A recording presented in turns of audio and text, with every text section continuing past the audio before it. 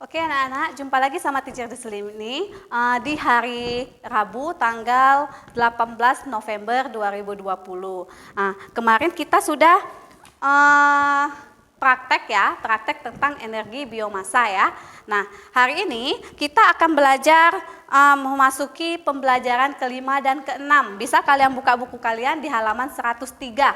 Nah, di halaman 103 ini kita akan belajar mata pelajaran IPS itu tentang faktor pendorong kerjasama ASEAN dan manfaat kerjasama ASEAN. Nah, kalian kemarin mungkin kita sudah mempelajari ASEAN ya.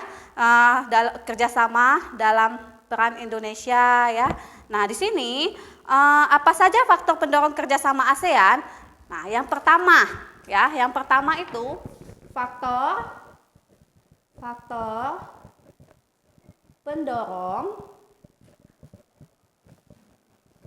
kerjasama ASEAN. Nah, yang pertama itu adalah perbedaan sumber daya alam ya. Perbedaan sumber daya alam. Nah, yang kedua itu perbedaan ideologi ya. Yang kedua itu perbedaan ideologi. Nah, ya. Yang ketiga itu perbedaan teknologi. Yang ketiga itu perbedaan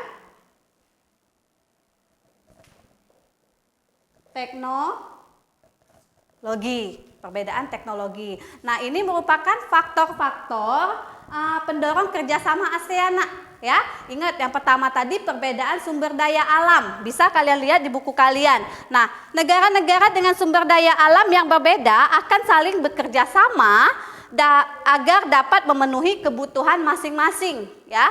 Nah, yang kedua itu perbedaan ideologi. Apa itu ideologi? Ideologi itu adalah dasar atau landasan suatu negara yang merupakan visi atau cita-cita dari bangsa atau negara tersebut. Itu ideologi. Nah, Indonesia itu merupakan salah satu negara yang memiliki ideologi ya. Nah, yang ketiga itu perbedaan teknologi. Nah, bisa kalian buka buku kalian di halaman 104. Nah, kemampuan dan penguasaan ilmu pengetahuan dan teknologi serta keterampilan tiap negara itu berbeda ya. Kemampuan kita dalam ilmu pengetahuan dan teknologi itu di setiap negara itu berbeda. Nah, adanya perbedaan tersebut, negara-negara yang penguasaan ilmu pengetahuan dan teknologinya kurang itu dapat melakukan kerjasama dengan negara-negara lain untuk meningkatkan ilmu pengetahuan dan teknologinya. Nah, itu makanya faktor pendorong kerjasama ASEAN itu perbedaan teknologi juga itu merupakan faktor ya, faktor kerjasama ASEAN. Karena tadi setiap negara itu mempunyai kemampuan ilmu pengetahuan dan teknologinya itu berbeda-beda. Nah, misalnya ada suatu negara yang penguasaan ilmu pengetahuan teknologinya itu kurang, sehingga dia melakukan kerjasama dengan negara lain yang ilmu pengetahuannya itu lebih tinggi dari dia untuk meningkatkan pengetahuan ilmu teknologi negara yang kurang tadi ya. Oke, nah sekarang kita akan memasuki manfaat. Nah, selain faktor, ASEAN itu juga mempunyai manfaat ya. Nah, manfaat kerjasama ASEAN ya. Manfaat kerjasama ASEAN bisa kalian buka di halaman 104, masih di 104. Manfaatnya itu yang pertama itu meningkatkan perekonomian negara-negara yang mengadakan kerjasama di berbagai negara. Itu yang pertama ya, bisa kalian baca di buku kalian. Nah, yang kedua itu bisa meningkatkan devisa negara ya. Kita kerjasama ASEAN itu bisa meningkatkan devisa negara. Adapun meningkatkan taraf hidup manusia, kesejahteraan dan kemakmuran ya. Meningkatkan taraf hidup, kesejahteraan, kemakmuran ya. Nah, adapun lagi itu memenuhi kebutuhan dalam negeri. Nah, memenuhi kebutuhan dalam negeri akan barang atau jasa. Masih banyak manfaat-manfaat lainnya dari kerjasama ASEAN ya. Nah, oke, kita akan lanjut ke mata pelajaran SBDP. Itu tentang membuat poster bertema pendidikan. Nah, bisa kalian lihat di buku kalian, itu ada contoh poster di halaman 105. Contoh poster bertema pendidikan.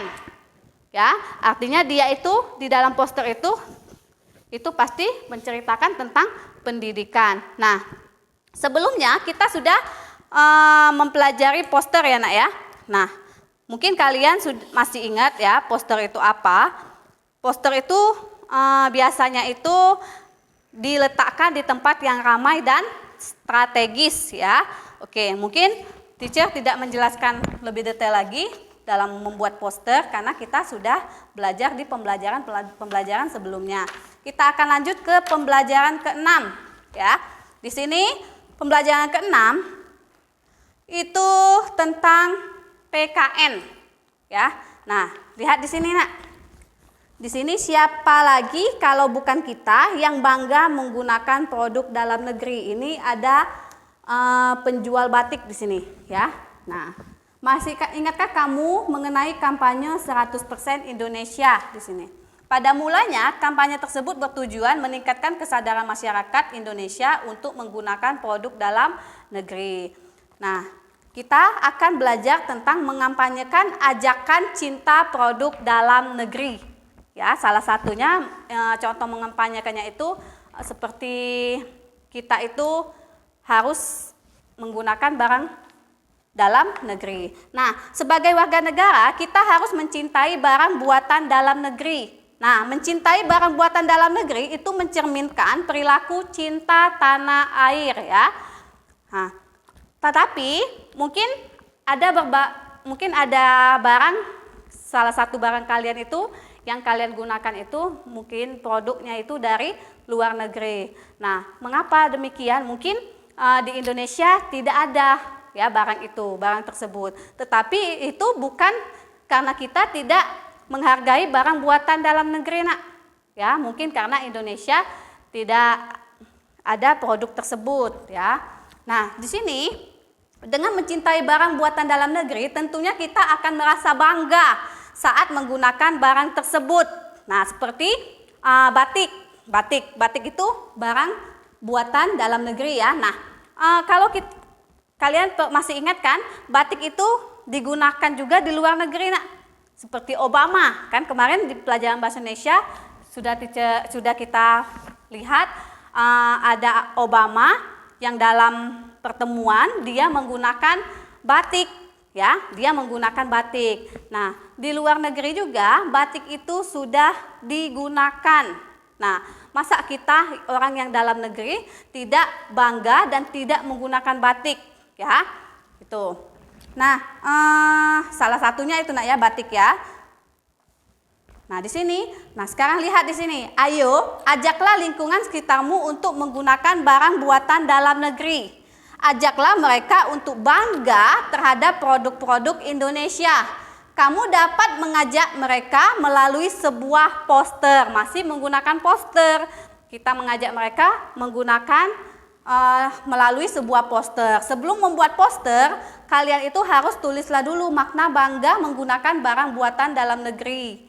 Nah, di sini ada dibuatnya diagram-diagramnya. Pertama itu pengertian bangga menggunakan barang buatan negeri. Ini menerapkan rasa bangga menggunakan barang buatan dalam negeri. Ya, sama seperti tugas kalian kemarin yang di halaman 99 dan 100 itu kalian itu menceritakan pengalaman kalian, ya.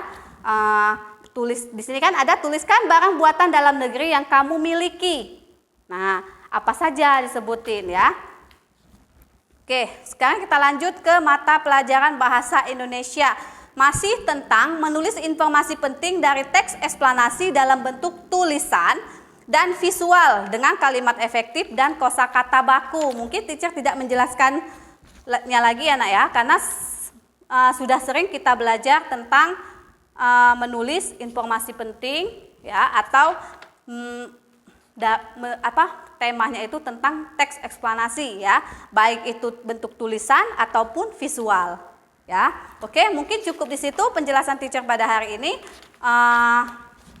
Kita akan minggu depan kita akan PH buku D ya, baru kita akan melanjutkan untuk tema kelima. Oke, selamat pagi.